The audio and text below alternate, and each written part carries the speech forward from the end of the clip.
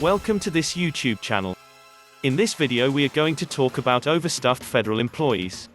So before starting this video, please like this video, and subscribe to this channel for our future updates. Employment in the US Postal Service and the rest of the civilian government have been fairly constant over the years. That leaves the military as the biggest factor in shaping the size of the 4 million plus official federal workforce. Federal employment soared during World War II and underwent more modest spikes during the Korean and Vietnam Wars. Once the all-volunteer military was established after the Vietnam War, the number of military personnel has generally shrunk, a trend that accelerated with the end of the Cold War. As a result, total federal employment, including the military, has declined pretty consistently for almost 30 years. Defense was the biggest loser, said Paul Light, a professor of public service at New York University. Civilian federal employees at the Defense Department were a nick over 1 million in 1990, but only 700,000 today. The winners for an increased workforce include the Departments of Justice, Homeland Security and Veterans Affairs, which has seen the largest gains, Light said. Over time, government jobs have become more complex. In the early and middle part of the 20th century, many federal jobs were clerical and required few specialized skills. The federal government has retained lower skill jobs, though many positions today require high educational attainment and specialized training. The numerical comparison shows a workforce that has remained largely steady since the mid-1990s. In the big picture, the size of the federal government hasn't changed all that much, said Mallory Barg-Bullman, vice president for research and evaluation at the Partnership for Public Service, a non-profit that focuses on challenges facing the federal workforce. When framed against the total U.S. population, however, that has meant an ever smaller ratio of federal workers to the population as a whole. With the exception of some brief upticks, the percentage of the nation's population working for the federal government has declined by almost half since about 1970. That occurred under both Republican presidents, in red, and Democratic presidents, blue. Separating out the military, the three presidents who preceded Trump, Bill Clinton, George W. Bush and Barack Obama, saw changes in federal employment that did not necessarily track with the stereotypes of Democrats as profligate and Republicans as flinty toward the federal workforce. The steepest decline in civilian employment occurred under Clinton, a Democrat, due in part to the initiative headed by his vice president Al Gore known as Reinventing Government. While the program was intended to make government operate more effectively, its impact on the size of the workforce was significant. These included some consequences that the government hasn't recovered from. Bullman said then federal employment rose again under Bush, a Republican, mostly due to the aftermath of the September 11 terrorist attacks. The American response prompted increases for various agencies involved with the war on terrorism, including the Departments of Homeland Security, Defense and Veterans Affairs.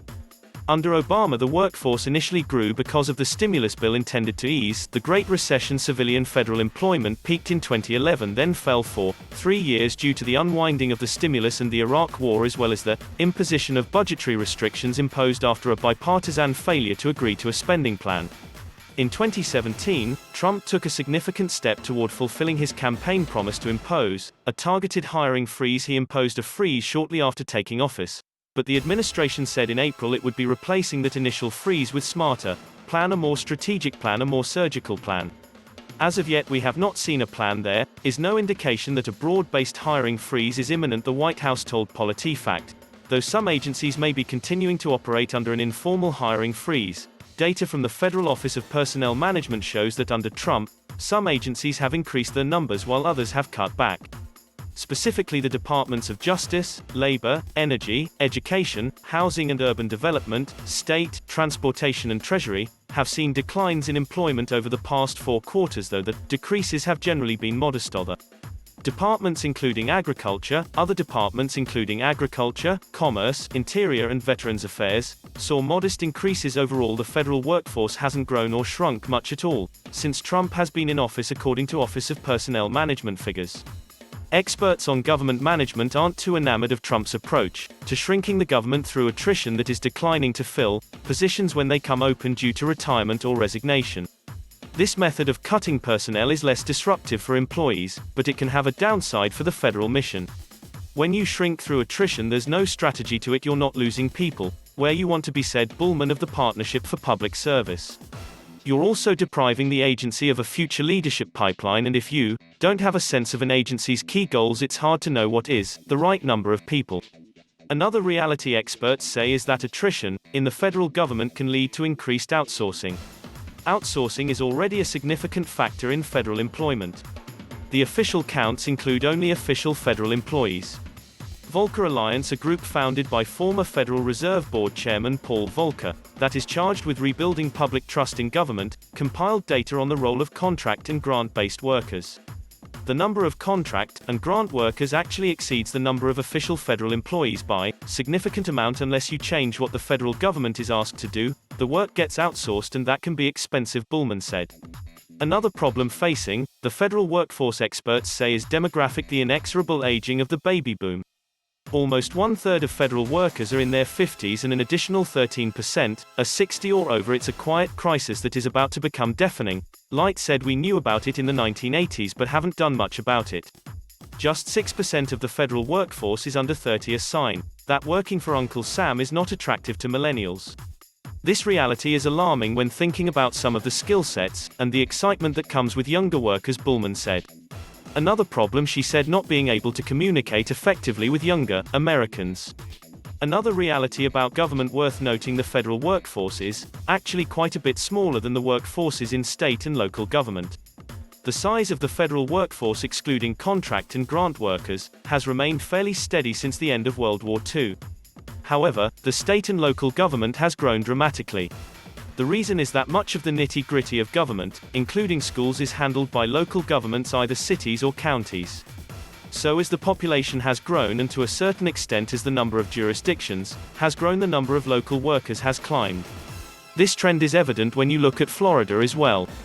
On both the national level and the state level, the only notable interruption in the increase in state and local workers came with the Great Recession, when budget pressures forced many states and local jurisdictions to cut their staffs.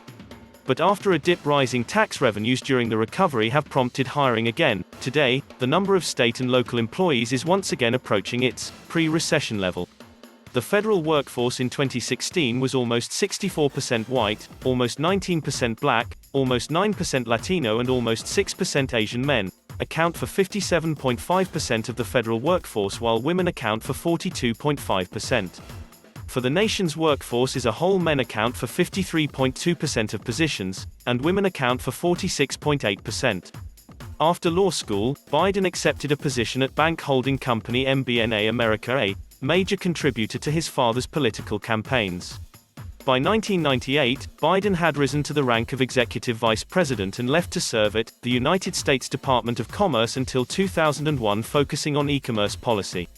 Biden became a lobbyist in 2001, co-founding the firm of Oldacre Biden and Belair. According to Adam Ontis of the New Yorker, Biden and his father established a relationship in which Biden wouldn't ask Hunter about his lobbying clients, and Hunter wouldn't tell his father about them. In 2006, Biden and his uncle James Biden attempted to buy hedge fund group Paradigm, but the deal never materialized. President Trump's 6-page letter to House Speaker Nancy Pelosi denouncing his impending impeachments is quite a read. What it isn't is a coherent or convincing defense of the actions for which he almost certainly will stand trial in the Senate for high crimes and misdemeanors. Rather, it's a sort of greatest hits that will be familiar to any consumer of Trump's tweets. For example, he again describes his now notorious July 25 phone call with Ukrainian President Volodymyr Zelensky as perfect, and insists, as he did in a tweet earlier this month, that when he asked Zelensky to do us a favor, that us was the United States, not Trump and his personal political interests. I said do us a favor and our country, not a campaign. Trump says I then mentioned the Attorney General of the United States. This is not quite the slam dunk refutation Trump thinks it is. Trump also mentioned in the call that Zelensky should talk to Rudy Giuliani, Trump's personal lawyer who has been trying to have Ukraine investigate former Vice President Joe Biden and his son, an activity that could benefit Trump's 2020 campaign, if Biden were the Democratic nominee. Was Giuliani a private citizen acting on behalf of that larger us? There are a few bits of news in the letter, including Trump's claim that Pelosi is offending Americans of faith by continually saying I pray for the president. All in all, however, Trump's letter is not so much a response to the case against him, as a rant reminiscent of the famous Ring Lardner line, "Shut up," he explained. Last month Trump flirted with the idea of testifying during the impeachment proceedings. If this is what he would have said, we didn't miss much. What do you think of our video? Which video you want to see next? Let me know in the comment section below. If you enjoyed this video and want to hear from me again, be sure to hit that subscribe button before you go.